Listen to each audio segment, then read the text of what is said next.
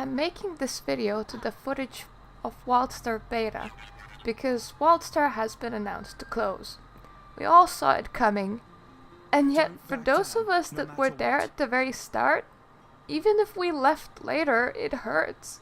It hurts because Wildstar tells one-of-a-kind story of how you can be handed a golden goose, but then mess it up royally.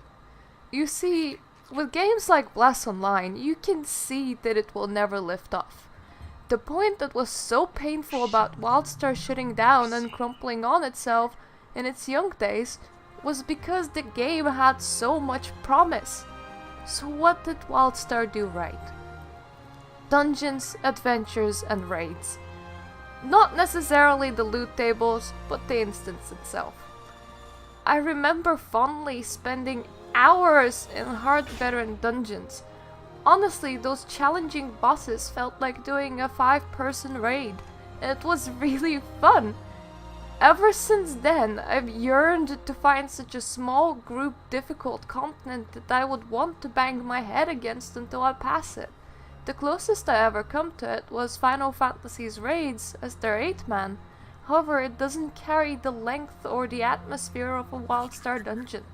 Adventures were great relaxing fun, as they were closer to what you would expect from a dungeon in most MMOs, except that they were fairly open and objectives fairly unique.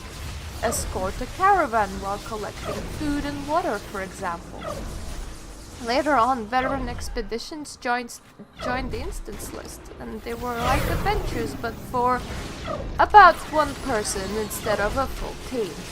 What you're looking at here is a leveling adventure, by the way. It's one of the things that you encounter while you're leveling up, and a lot of people never saw them after release because they weren't really necessary to do, which is a shame because those were some very good instances together with leveling up dungeons. 2. Humor. I will miss the announcer swearing at me while I level up, being called a cupcake, or the talking taxi driver that got removed later on because everybody thought that him talking was annoying. I will miss the parody greedy corporation Protostar, and where every seller is the same and they're all offering you all the stuff that you'll never need. I'll miss Wildstar's atmosphere. I will miss the world. Wildstar felt like 2 faction conflict done right. No faction was inherently good or evil, and both were funny in some way.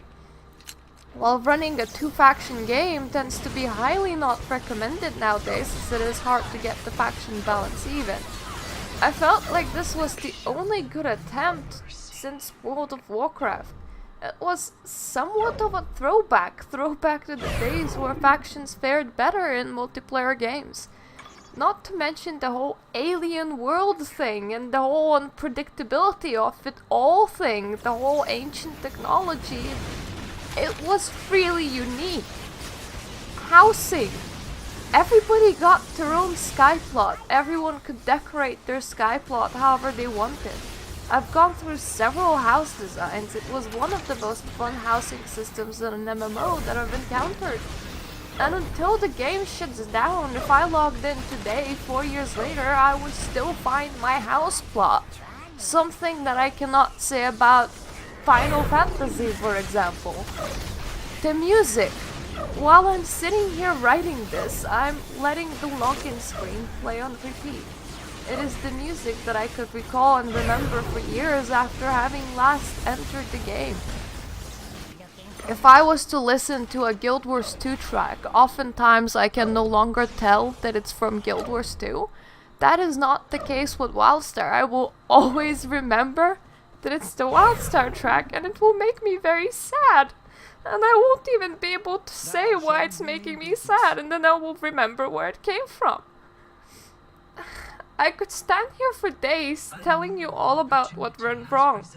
About the daily zones that took hours to grind a day.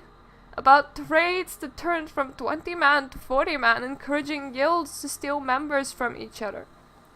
About the win trading in arenas, about PvP gear being almost invincible in the open world, about the open transfers from PvP server to PvE server only for free that just completely emptied my server when we did have a population there and we did have a community. About itemization where tank adventure pants were better than what you could get in a raid. About the outdated loot system where you could only get what drops and there was never guaranteed that what you needed will drop. About the 12-step attunement process, about how when you got more powerful and you returned to old content, you could so ruffle stomp that you could not really revisit it and do it as it was intended. About the bugs that took months to fix and Carbine's internal office warfare that did not help. However, while Wildstar is still here, go and see what is left of it.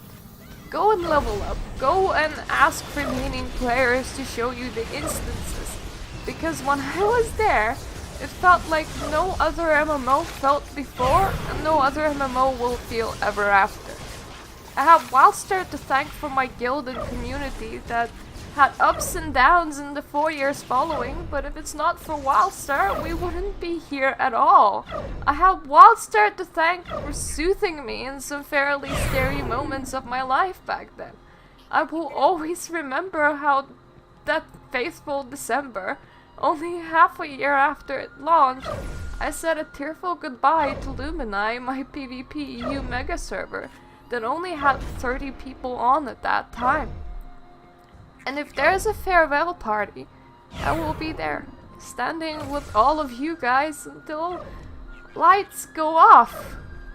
Signing off, Murta from long gone Hazak EU.